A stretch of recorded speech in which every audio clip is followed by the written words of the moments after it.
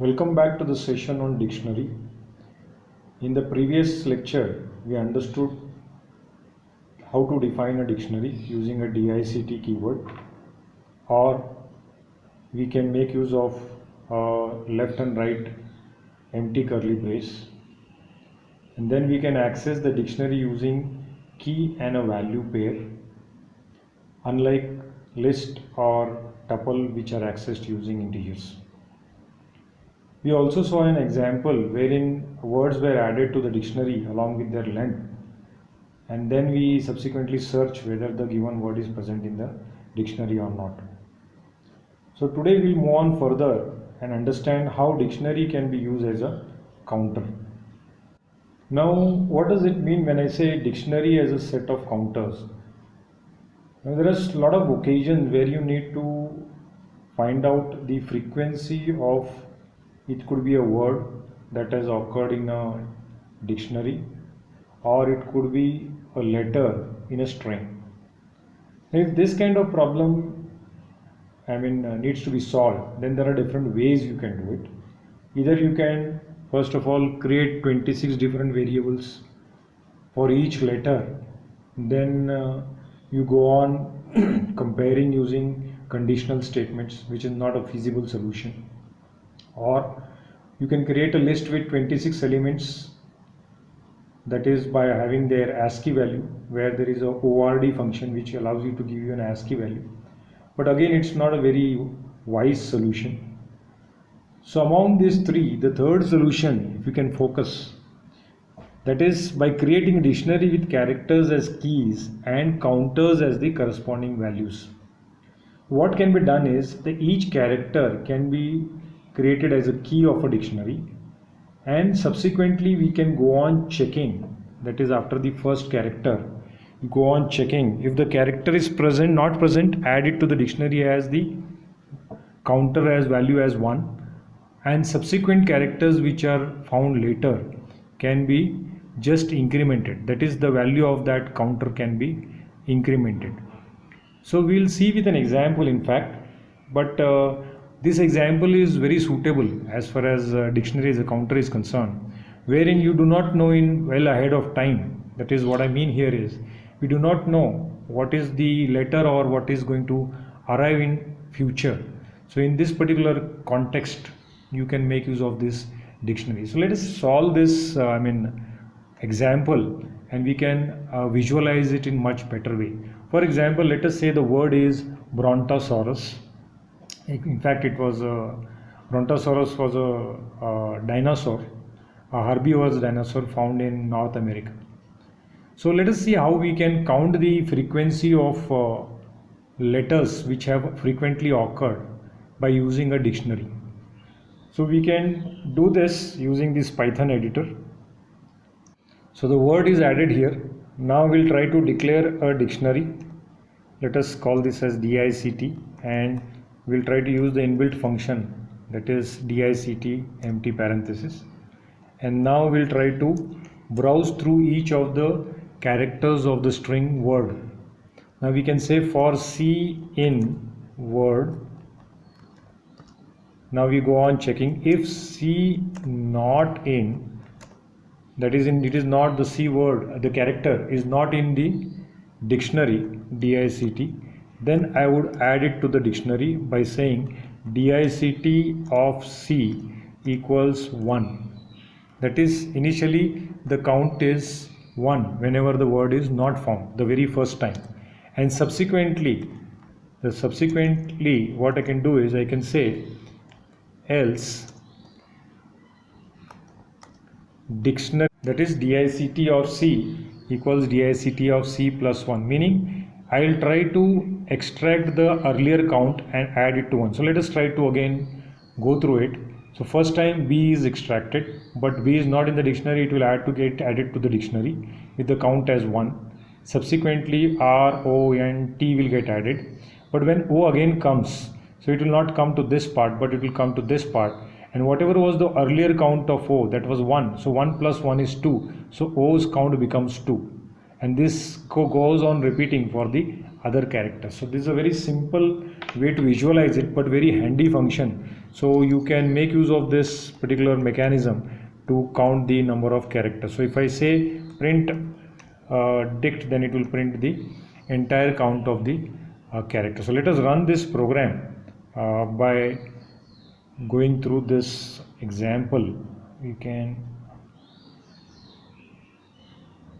see here that b equals 1, r equals 2, o equals 2, that is r has occurred 2 times, o has occurred 2 times, and so on with the other set of characters and their frequencies. So frequencies are printed beside the character. So this is how you can make use of this counter. Now let us go back to the further discussion to the slide. We'll try to understand another method called as get method, a very useful method which goes with the dictionaries. That is, dictionaries have a method called get that takes key and a default value. Now if the key appears in the dictionary, then get returns the corresponding value, otherwise it returns the default value. Let us see this example. Now for example, I have counts of Chuck 1, Annie 42 and so on is a dictionary. Now if I say print, that is print counts dot get of Jan of 0, that means it will search whether this Jan is present in the dictionary.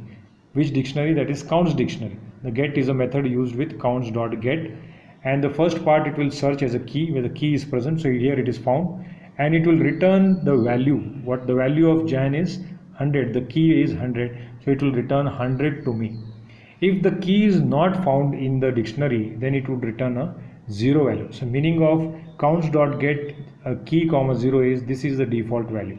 Now let us try to execute this on this particular example. So this is print counts of get of Tim. So Tim is not present, Tim is a key, and then when it is found that it is not present, then it will return the default value, which is 0 in this case. So this is how the get method works. Now there is a reason that why we are learning get. If we can look at the same example that we saw now and use get method there, then we can refine it in a much better way. What I mean here is, if I use get there, then we need not use if statement there. So let us go back to the example and refine it with using a get method. What we'll do is, we'll try to remove this part, that is if else part, and replace this with our get method. Now how do we do this? We just have to write, so we would write this as dict dot get of c comma 0, that is if it is the key is C and default value is 0 if it is not found, and if it is found then it is that value plus 1. So this is how it works. All that you need to do is just replace that if else with dict dot get of C comma dot get of C comma 0 plus 1, that is if the default value is not found it will be 0, so it will be 0 plus 1. That is the very first time. And subsequently whenever the word is found, it will return the original value of that count plus 1. So this will solve the problem just by replacing that entire if else with a single statement. Now let us run this program here. Now what you see is the output remains the same, that is b is 1 time and so on. So this is how you can make use of a get method. I hope you understood the importance of the get method with the dictionaries. Now we'll see how dictionaries, list and tuples can be used intermittently or in combination. Now for example here we have a method called as items with the dictionary, which can give us both the key as well as the value. Whenever I say dictionary dot items, now there is an example here which says that it returns the list of tuples. Now for example in this case D equals to is a dictionary A of 10 and B and so on. The moment I say D of items, it returns the list, and that list can be printed in this manner, that is in the square brackets. When I say print T, it prints me the B comma 1, which is again in the form of tuples. So each list item is printed in the form of tuples, which is actually an item of the dictionary. So this is another understanding that you must have, that I can make use of this items method to access the dictionary items. the items are in no particular order. There is no particular order as we had discussed earlier. And since the list of tuples is a list and tuples are comparable, the list of tuples can be sorted by converting a dictionary to a list of tuples which will output the content of the dictionary, that is sorted by key. Now dictionary does not have its own method of sorting, hence we can make use of sorting mechanism by using this list or a tuple. So that is how what is the example is reflected here. So D is the dictionary here. When I say T equals list of items, D of items, it prints the list in the form of tuples. But if I say T dot sort, then immediately if I look at the order here, then I would get alphabetical order, that is A, B, C, that is keys are printed in a alphabetical order or the sorted order. So this is how you can make use of a sort mechanism by converting into a list or a tuple and then finally applying sorting on it. Now let us try to understand another example wherein it says that write a Python program to map two lists into a dictionary. Now what is the assumption here? That is, we have two different lists. So this example gives you an idea how to assign the keys as well as values when it is in the form of list. So let us assume that these are the two lists. That is, first list is of containing red, green and blue, and their subsequent values are 1, 2, 3, which are stored in another list called as values. Now these two things I need to assign it to a dictionary so that it becomes a key value pair. Now how do I do this? So let us go and check with the help of the code that is in the editor how we can. Now these are the two lists which are assigned to key and values. Now we want to declare a dictionary. Let us call that dictionary as color equals. Now use the keyword as dictionary keyword, that is inbuilt function. Now you need to remember one more thing here. Now whenever I am trying to combine the two lists, I can make use of another function called as zip. And when I want to zip it, I say keys comma values, that these two values needs to be zipped so that it becomes a dictionary.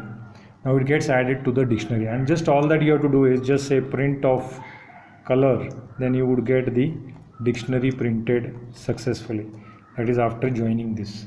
So this is how you can do it. That is, first thing is you create two different lists and then finally use those two lists by using this zip and pass this value of zip to the dictionary inbuilt function and then subsequently assign it to the color. So when I run this, I would get a dictionary which says that red is 1, green is 2, blue is 3 and so on. So this is how you can merge the two lists into one as a key value pair in a dictionary.